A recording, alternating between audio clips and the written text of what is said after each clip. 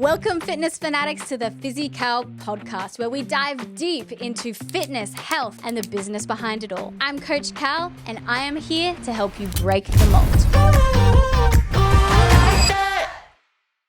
Welcome back, Physikal community, to episode 7 of the podcast. And as you might have noticed, I am flying solo today, which is a little bit scary. I can no longer hide behind the knowledge of my guests or their stories. This is just you and me. So basically, what I realized and what I should have really started the podcast off doing was telling you all who the hell I am. I realized that we've gotten a few episodes deep and I haven't introduced myself. So I'm Kal, owner of Physikal, and today I'm going to be telling you a bit about the Physikal journey, what got me starting an activewear brand, what got me into health and fitness in general, so that you can have a bit of an understanding of where I'm coming from for this podcast in general and what we're going to be building together in the future. So to start off on this story, I guess we need to rewind all the way back to high school, which I hate to say is 10 years ago for me now. If you're one of those people that never thought that you would get old and now you are, we're here. It's happening, guys. But back in high school and all throughout, I was a competitive athlete. So I ran track since I was 6 years old and basically competed in every single sport possible as well. I was one of those types of people, just absolutely sport obsessed.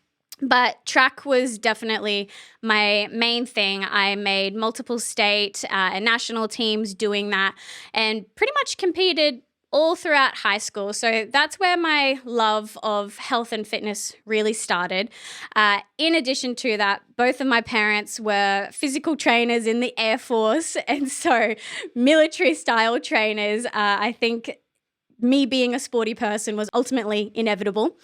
So that's a little bit of background there, but something that was also a common thread for me throughout high school was that I seemed to also really like doing small little business ventures. So anything from selling slushies on the side of the road to selling onesies at my school as well. And I took all of the business subjects. And so when I was training all throughout, I was wearing the classic Lorna Jane outfits. And at the time, they were super basic. It was your block colors, nothing fun, nothing different. And America and Canada were so ahead of us in terms of all of their designs. And I kind of decided for myself, you know what? I'm going to import a heap of bike shorts and I'm going to sell them on eBay. I created my own store on Wix. I sold them to friends that I was running track with. And that was pretty much one of my first proper business ventures. Of course, that was backed by my parents. They did give me about $1,000 or so to be able to do that venture. But it was pretty funny. I actually managed to break even, although I actually do still have pairs of these bike pants to this day. So that's quite hilarious. So they've stuck with me. I was never able to sell those. That was really my first business venture that I embarked on. And as I was mentioning, I have just been very business-minded and very sporty my entire life. So basically, after school, I chose to go and study business, unsurprisingly. And I also stopped competing in track after school. So in the first year or so of university, it got to a point where really you can continue down the path in track, spending a lot of money. It's not a sport where there's a lot of money to be earned either. You can continue down that track just for the passion of it. And really, your next steps, the next steps for me were, trying to make games or the Olympics or things like that. Or I could kind of choose to call it quits. So unfortunately, I was one of those classic tales of, someone who was a superstar in high school, then kind of quitting straight after high school. But I mean, look, it's happened for a lot of us as well. And I think it just got to a point where I realized that, I wasn't going to do anything with this. It's still very much a part of my life and my training as well. I don't think it'll ever leave me. But I ended up stopping, and this won't surprise many of you, but I noticed some weight gain because, I wasn't really doing much in terms of training after that.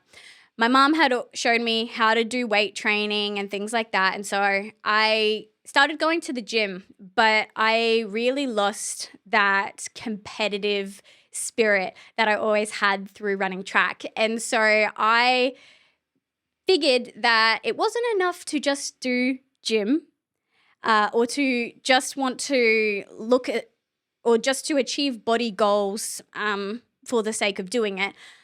I had to beat people at doing it. And so bodybuilding kind of came onto the scene there. And I didn't have a super long stint in bodybuilding. I probably did it for, a year max. It wasn't what it is today where, prior to stepping onto stage, you have to do a huge surplus, build some muscle, tone down. And, sometimes for people that can take many years. For me, I already had a decent amount of muscle on me, just genetics, fortunately for me. But yeah, basically I took a stab at doing bodybuilding. My mom was actually also she was like a golden days bodybuilder. I'll have to show you guys a photo.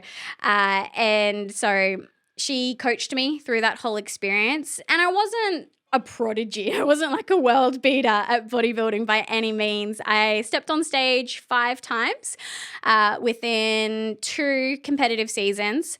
And, I had some placings in there, some seconds, some thirds, but by no means any overalls or anything like that. But it's certainly where I've got a lot of my knowledge around nutrition and training and things like that.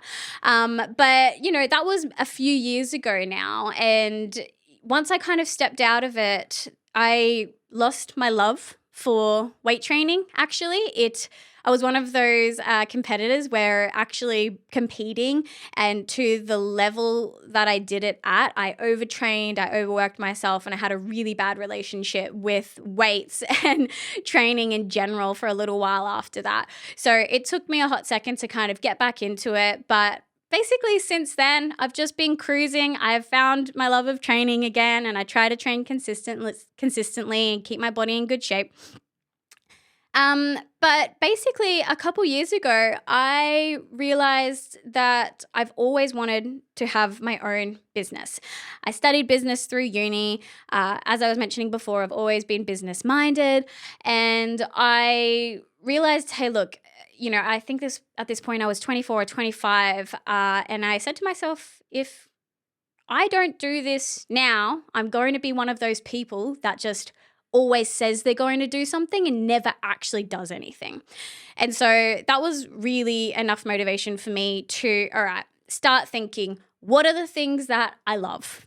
And I always loved fashion. I always loved fitness. I dabbled, with selling the bike pants and things like that in the past. And I just said, you know what? I'm going to have a crack at activewear.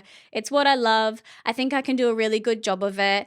And so I kind of, dived into having this activewear brand. And I think I'm going to have to go deeper into, the ins and outs of having an activewear brand in a different episode. But basically, it's taken me a couple years to get this thing off of the ground. I managed to launch in June this year, so 2023. And, it's been going well. It's been going well, but there is something that I've noticed about the Physi.Kal community. And so I'm going to pivot. Basically, I'm still going to be doing activewear, but my thoughts at the moment are that the people that I'm speaking to, you guys, my audience, you're all in the fitness industry, and all of you, pretty much all of you at least, are trying to build your own personal brands, your own fitness brands, your own fitness businesses, whatever it may be. And in order to do that, you need to stand out. And Physi.Kal has always been about breaking the mold and standing out from the crowd. What some of you might not know is that I'm actually the operations manager for a video production and podcasting agency, hence the podcast. But what I do as a part of my role is I manage the social media accounts of a lot of our clients.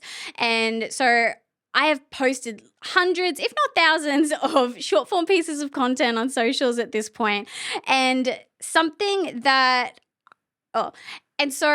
I'm actually going to start sharing with you all a little bit more about the ins and outs of creating content for your fitness brands, content that's going to grow your brands, whether it be a business or whether it be your personal brands. So this is going to be something new for me. I think I've got a lot of knowledge to give in this area, and hopefully it's something that all of you are going to find valuable as well. I'm still going to be selling my activewear, absolutely. I just think it's not going to be taking priority as much because really, and I'll explain this in a further episode, I chose to do activewear because it's what I love. But in terms of a business decision, not the best idea. As I said, I'll elaborate on that later, but I'm still going to be keeping it around, but I'm just going to be pivoting slightly because I think what I have to offer in this area is going to be super beneficial for all of you. So that in a nutshell is how Physi.Kal came to be, a little bit about me personally. So hopefully you get to know. So hopefully that gives you a bit of insight when I'm interviewing people about what my background is and where I've come from. And also hopefully gives you a little bit of a taster of where this thing's going to be going. So because I'm going to be producing more content like this, I honestly could not welcome feedback enough. So if you guys are able to jump onto my socials, so Physi.Kal, Kal, and leave comments. I'm also going to be producing short form pieces of content around all of this stuff. Leave me comments, send me DMs, get involved with this conversation because there is a lot to be able to cover in this space. And I want to ensure as well that I'm providing things that are actually going to be of value to each and every single one of you. So on top of engaging with me on socials, so that's Physi.Kal on Instagram, TikTok, Facebook, YouTube. On top of that, I would encourage each of you to please give me a 5-star review on Apple Podcasts and Spotify. There's also this really cool Q&A feature now on Spotify. So if you've got any questions or any comments, pop them down there because that'll be really awesome to see. And just, if you can give your love and support, that will really help this channel grow. This podcast will really help this podcast grow and hopefully can help a lot of people in the process. So thank you so much, Physi.Kal community, for tuning in today, and I'll see you in the next episode.